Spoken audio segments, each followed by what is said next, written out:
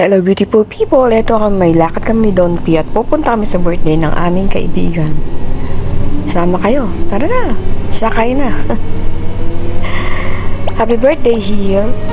So ito po na ating munting alaala sa may kaarawan, Tagalog na Tagalog. Tara na po mga kuratsa.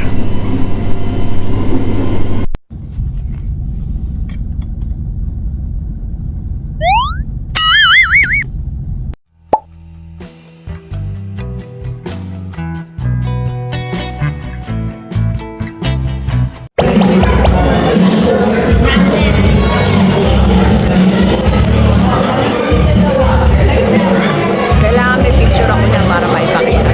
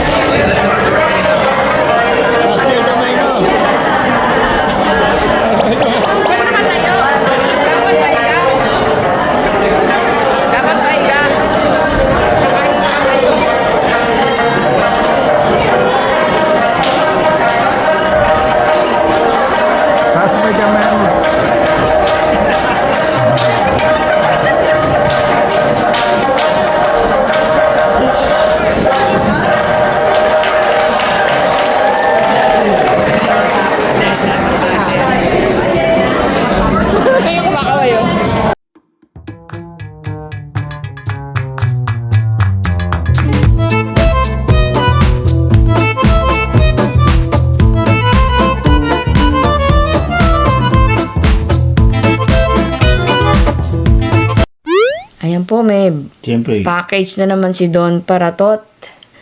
Buksan na po natin. Tara, bukas na pala. Ano ba yan? Ang bilis Instant. Ano ba yan? sa banyo, Ay, ilaw. Kasama po nito. Ay, yung mga gagamitin niya sa... sasaan ng pabango. Outlet. Ayun. Thank you, Don P. Ginalagyan niya ng outlet yung aming restroom para malagyan ng yung di kuryente na perfume ba? Bathroom Ito yung kapag deodorizer. hindi na pinabalik yung Oh, ito po yung palpak na nabili niya. Na razor na balubaluktot. Sabi niya isusoli niya, pero hindi na po tinanggap. Papalitan na lang daw. Huwag na raw ibalik. Defective po kasi, pero hindi na pinabalik sa kanya. Pero papalitan na lang. Razor ba yan? clipper, ilalagay mo sa razor. Mahaba. Okay, yan lang. Thank you, Don P. So, ayan po, gamit sa restroom, switch, or saksakan.